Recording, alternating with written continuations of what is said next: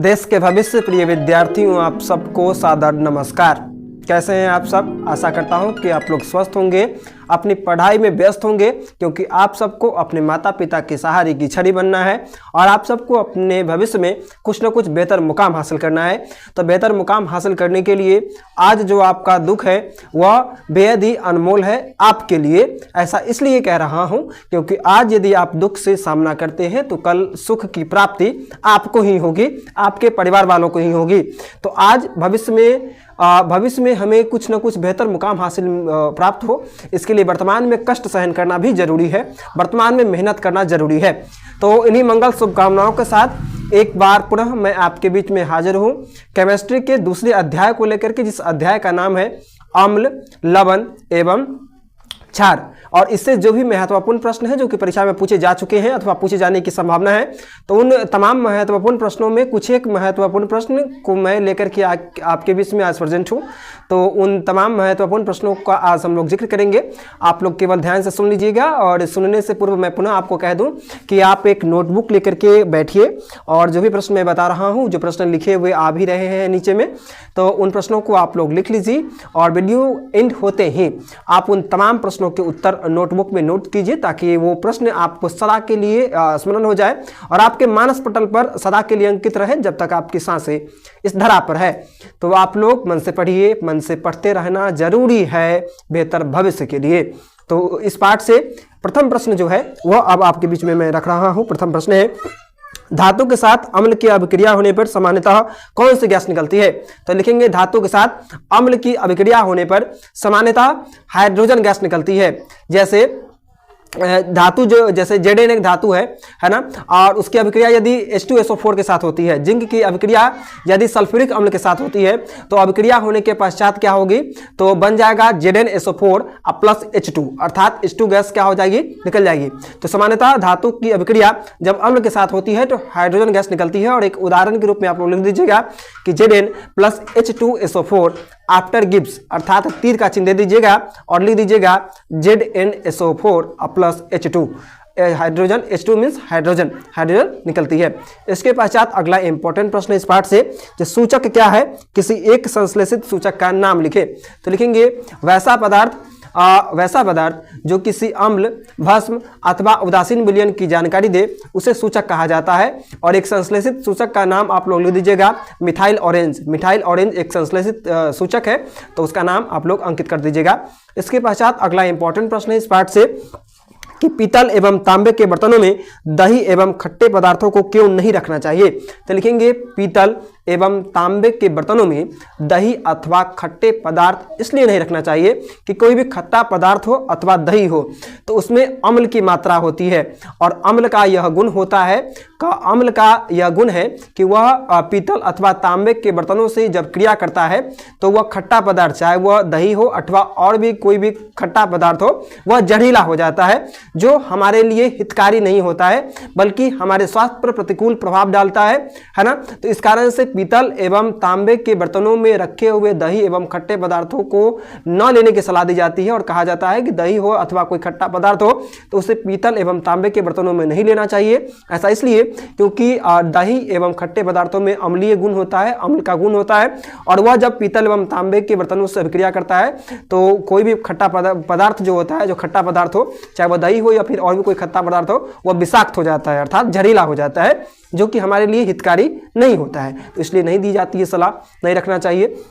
इसके पश्चात अगला इंपॉर्टेंट प्रश्न इस पाठ से है, जो अम्ल का जलीय विलयन क्यों विद्युत का चालक करता है? तो लिखेंगे अम्ल का जलीय विलयन विद्युत का चालक इसलिए करता है कि अम्ल जो है सो जल में आयनित होकर के आयन देते हैं, इसलिए अम्ल का जलीय विलयन विद्युत का चालक करता है।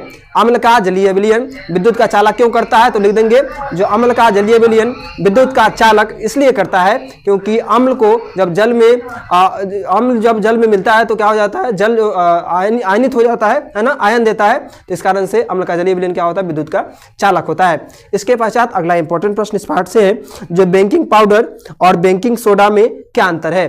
तो लिखेंगे बेकिंग पाउडर और बेकिंग सोडा में यह अंतर है कि बेकिंग पाउडर का प्रयोग जो है, ये अंतर पूछा जाता है किसमें? सॉरी बेकिंग पाउडर क्या है, पार्टिकुलर यदि केवल बेकिंग पाउडर आपको पूछा जाए कि बेकिंग पाउडर क्या है, तो लिखेंगे जो बेकिंग सोडा और टार्टरिक अम्ल के मिश्रण को बेकिंग पाउडर कहा जाता है। बेकिंग पाउडर क्या है, तो लिखेंगे जो बेकिंग सोडा और टार्टरिक अम्ल के मिश्रण को क्या कहा जाता है, तो बेकिंग पाउडर कहा जाता है। और जब बेकिंग पाउडर को जब जल में मिलाया जाता है तो कार्बन डाइऑक्साइड मुक्त होता है ना, ये लिख दीजिएगा। इसके पश्चात अगला इंपॉर्टेंट प्रश्न इस पार्ट से है, जो प्लास्टर ऑफ पेरिस को आर्द्रता से दूर रखना जरूरी है क्यों? तो लिखेंगे प्लास्टर ऑफ पेरिस को आर्द्रता से दूर रखना इसलिए जरूरी है क्योंकि प्लास्टर ऑफ पेरिस जब जल में जब मिश्रित हो जाता है तो वह कठोर जिप्सम का निर्माण कर देता है, और जिप्सम जो है वह किसी भी मूर्ति के निर्माण में अथवा प्लास्टर जो किया जाता है हाथ की हड्डियों को टूटने के बाद, तो उसमें वह उपयोगी नहीं हो सकता है। इसीलिए इसको प्लास्टर ऑफ पेरिस को आर्द्रता से दूर रखा जाता है, क्योंकि जो ही आर्द्रता अर्थात नमी के संपर्क में, जल के संपर्क में जो ही प्लास्टर ऑफ पेरिस आता है तो वह कठोर पदार्थ जिप्सम बना देता है। तो जो कि जिप्सम मूर्तियों के निर्माण में भी सहायक नहीं होता है, खिलौने के निर्माण में भी सहायक नहीं होता है, और न ही हड्डियों के प्लास्टर में होता है। तो इस कारण से प्लास्टर ऑफ पेरिस को आर्द्रता से दूर रखना चाहिए। इसके पश्चात अगला इंपॉर्टेंट प्रश्न इस पार्ट से है कि आयोडीन युक्त नमक की सलाह क्यों दी जाती है? तो लिखेंगे आयोडीन युक्त नमक की सलाह इसलिए दी जाती है क्योंकि आयोडीन की कमी जब हमारे शरीर के अंदर होती है तो थायराइड ग्रंथि का आकार बढ़ जाता है और थायरोक्सिन हार्मोन का स्रवण कम हो जाता है। तो थायरोक्सिन हार्मोन का स्रवण कम होने के कारण और थायराइड ग्रंथि का आकार जब बढ़ जाता है तो व्यक्ति के शरीर में घेंघा रोग हो जाता है। तो घेंघा रोग से बचने के लिए, घेंघा रोग न हो इसके लिए यह कहा जाता है कि हमें जो नमक लेना चाहिए उसमें आयोडीन की मात्रा हो, इसलिए आयोडीन युक्त नमक की सलाह दी जाती है। इसके पश्चात अगला इंपॉर्टेंट प्रश्न इस पार्ट से है कि धोबिया सोडा एवं बेकिंग सोडा में अंतर स्पष्ट करें। तो लिखेंगे धोबिया सोडा एवं बेकिंग सोडा में निम्नलिखित अंतर है। धोबिया सोडा वाला कॉलम में लिख दीजिएगा कि धोबिया सोडा का रासायनिक सूत्र होता है Na2CO3 और वहीं पर बेकिंग सोडा का रासायनिक सूत्र होता है NaHCO3। धोबिया सोडा वाला कॉलम में लिख दीजिएगा इसका प्रयोग कपड़ा, कांच उद्योगों में होता है, जबकि बेकिंग सोडा जो है, बेकिंग सोडा का प्रयोग पाव रोटी अथवा केक को बनाने में किया जाता है। ये दो अंतर लिखना पर्याप्त रहेगा।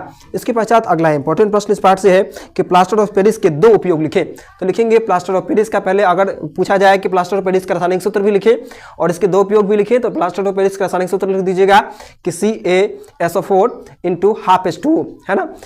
देन आप लोग लिख दीजिएगा इसका दो उपयोग जो होगा वह दो उपयोग इसका यह होगा कि टूटी फूटी हड्डियों को जोड़ने में, दूसरा उपयोग मूर्तियों के निर्माण में है ना, खिलौने के निर्माण में। तो ये प्लास्टर ऑफ पेरिस के दो उपयोग होते हैं। इसके पश्चात अगला इंपॉर्टेंट प्रश्न है रोटी और केक के फुलाने में बेकिंग पाउडर का उपयोग क्यों किया जाता है? तो लिखेंगे रोटी अथवा केक को फुलाने में बेकिंग पाउडर का उपयोग इसलिए किया जाता है क्योंकि बेकिंग पाउडर का यह गुण होता है कि वह केक को अथवा पावरोटी को स्पंजी और खास्ता बना देता है ना।